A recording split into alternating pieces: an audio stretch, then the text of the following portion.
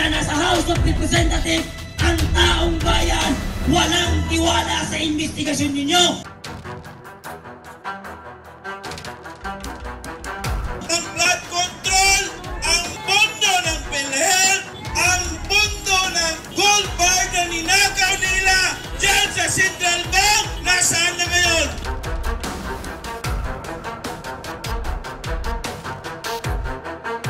Ito na ang sukdulan! Tayo nang wakasan ang pamumuno ng isang incompetent drug addict! Marcos resign! Marcos resign! Marcos resign! Marcos resign!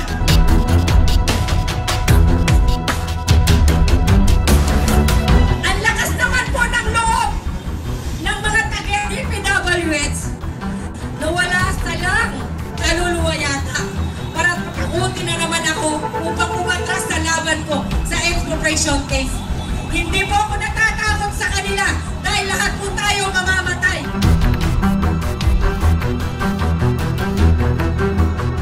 Dati rin po na Marcos loyalist leader. Dati, ibig sabihin, noong araw na ako'y natutulog pa sa pansitan. Subalit ako'y nagising sa isang katotohanan na nasa maling landas ang aking sinusuportahan.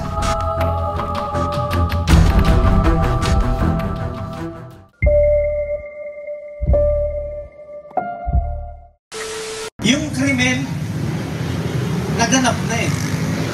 Yung krimen, nangyari na. Ibig sabihin, nagawa na nila yung krimen eh. Nakita natin lahat. At yung ebidensya, overwhelming. Ibig sabihin, napakarami.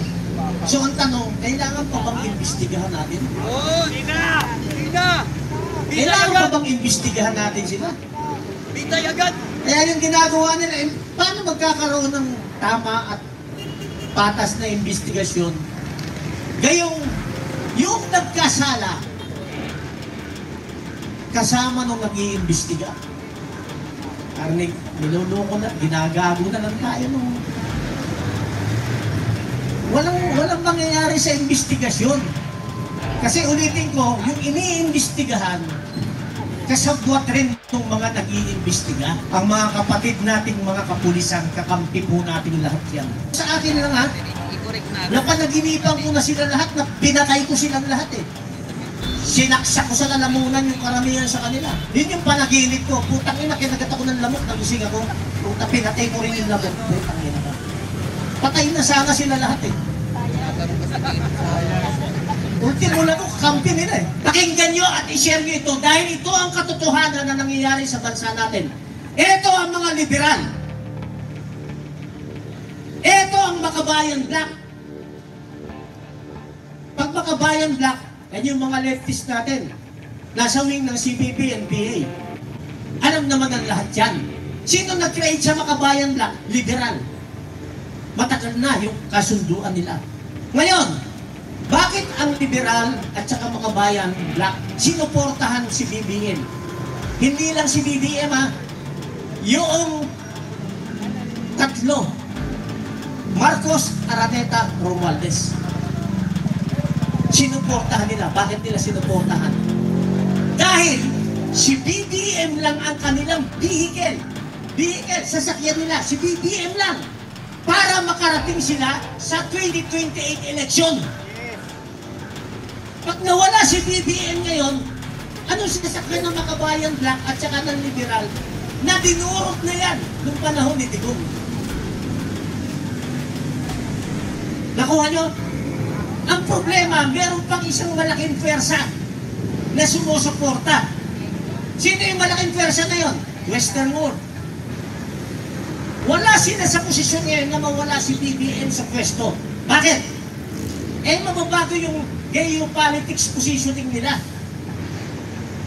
So, sumusuporta na rin yung Western World doon kay liberal, kay Makabayan, sa administration. So, apat na silang pagkakampi. At ang target nila, anybody can be a president in 2028 except Sara. Ayaw nilang makabalik ang mga Duterte. Ayaw na ayaw nila. Dahil ayaw nila ng independent foreign policy. Anong ibig sabihin nun? Ayaw nila na ang stand mo, kaibigan ko ang China, kaibigan ko ang US, kaibigan ko ang Russia, kaibigan ko lahat. Ayaw ng Western world nun. Ayaw nila nun. Ang gusto nila, sila lang ng kaibigan. Sila lang ang susundin. Maraming mga Pilipino hindi alam. Kung ikaw totoo kang Pilipino, kahit ibinoto mo si Duterte at may nakita kang mali, babatikusin mo siya dun sa mali niya para maitama niya. Kung ikaw naman is bumoto kay BBM at may nakita kang mali sa kanya, babatikusin mo siya dun sa mali niyang ginagawa para maitama niya. Hindi mo siya aayunan. Yung bumabatikos doon sa binoto mo, tama ang kaisipan nun. Ibig sabihin, normal ang kanyang kaisipan. Sino yung mga hindi normal? Nakita ng mali yung ginagawa nung binoto niya, inaayaw na niya pa. Baliw o hindi? Baliw! Baliw o hindi? Baliw! Nakita mo ng mali, inaayunan mo pa. Sa anak mo, pag may nakita ka maling ginagawa, aayunan mo? Papagalitan mo eh. Di ba? Yung iba, nabubulag pa rin. Bakit? Sila, yung nakikinabang at makikinabang kapag nakabalik sa pwesto, sa mataas na pwesto ng mga liberal.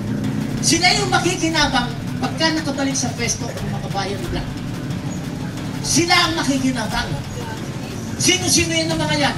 Karamihan, hindi lahat ng mga negosyante sa bansa natin, mga oligarko, sumusuporta yan sa liberal. Hindi lahat. Karamihan ng mga Catholic school natin, sumusuporta yan sa liberal. Binibigyan ko kayo ng malayang kaisipan para nakita ninyo, mayuyunite pa ba tayo o hindi? Hindi! Alam ng kapulisan, alam ng kasundaluhan. Times to yung sahog ng mga yan eh. Palagay nyo, walang nagdaramdam na kapulisan kung napunta sa sabihig? Palagay nyo? Palagay nyo, walang nagdaramdam ng mga sundalo?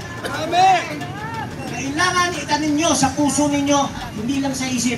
Kakampi natin ang lahat ng kapulisan! Itanin ninyo sa puso ninyo at isipan, kakampi natin lahat ng kasundaluhan! Ang hinihintay lang nila, gumalaw ang maraming taong bayan.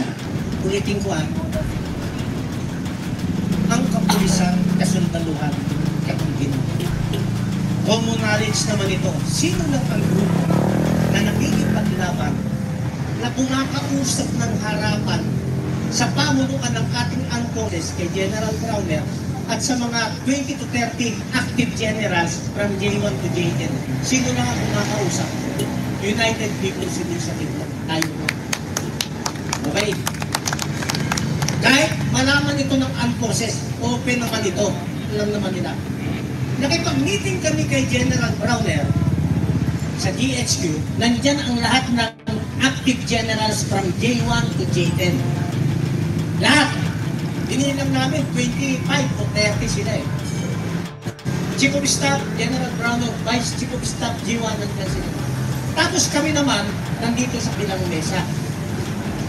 General Romy Pugis, General Felizardo Simoy, General Carlos Kita, General Virgilio Garcia, Admiral Jose Suarez, Colonel Betran, ako, Ma'am Gemma Soto, adapted na batch student.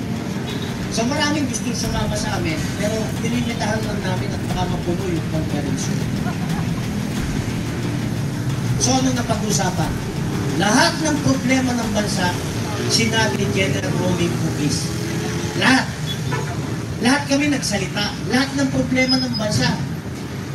Ngayon, sumagot si General Browner. Ang sagot ni General Browner ganito.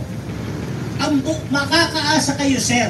Ang buong AFP, hindi kami bulan, hindi kami pipi, hindi kami bigi. Ay, sagot nila ha. Para alam nyo, yun na mapag-usapan. Ngayon, ako yung huling nagsalita. Ang sabi ko sa mga general, ay General Browner, sa lahat ng general active, wala na tayong maasahan sa executive branch. Tama. Tama. Lalong-lalong wala na tayong maasahan sa legislative branch, both lower and upper. Sinaid na nila ang kaban ng bayan. Tama. Ang judicial natin, wait and see. At alam natin yung iba sa kanilang nasusulat. Ang nakakatakot, hindi lahat, pero yung ibang active general na bayaran na rin ni Romualdez. Tama. Sabi ko sa kanila, pag wala nang matakbuhan ang taong bayan, wala na talaga, wala ka nang matakbuhan, isa ka pupunta. Mag-aarmas na ang taong bayan para proteksyonan yung natitira nilang dignidad at yung natitira nilang nag-iisang buhay. Tama. Sumagot si General Browner, Kap, sana, huwag naman mangyari yan. Sagot ko sa kanya, buti, sabi niya, makasawsawan ng ISIS o ng ibang forces, maging battleground tayo. Sagot ko sa kanya, General Browner, buti, alam mo siya. Yan ang naging pag-uusap natin. Ngayon, yung lumalabas sa social media, ang daming lumalabas. May kumausap raw sa mga active na hinihikayat silang mag-withdraw ng support sa Pangulo o sa gobyerno. Wala naman ganun kami na pag-usapan. Wala ibang grupo yun. Wala naman ganun. Ang sabi lang namin, sana, balik na naman nila yung kanilang pinanumpaan. Anong pinanumpaan nila? Protect the people and uphold our Constitution. May nakalagay pa sa pinanumpaan nila na protect the President at yung mga wala. Okay. Meron tayong tinatawag sa military na hierarchy. Chain of command. Pakinggan nyo ito mabuti para maunawaan nyo. Ang sabi nila, kailangan proteksyonan nila yung duly instituted o duly na inupo sa pwesto. Proteksyonan nila. Yun ang karaniwan nila sa buhay. Ang punto natin doon, kung hindi dinaya ng Smartmatic, ang nakaupo rin sa presidente, taong bayan. Ngayon, ang presidente, iniupo ng taong bayan. Pre, tikman mo nga pre kung Ang pork ba. nakaupo sa presidente, Tikman mo kapag pork taong ba. bayan. Tikman mo kung pork. So dapat, O ikaw? ang sinusunod rin ng Armed Forces of the Lagay mo Philippines, kang binsik. taong bayan! Oo. Iniupo lang natin yung presidente. Ngayon, bago ako magtapos, kung iniupo natin siya, pwede rin ba natin siya tanggal?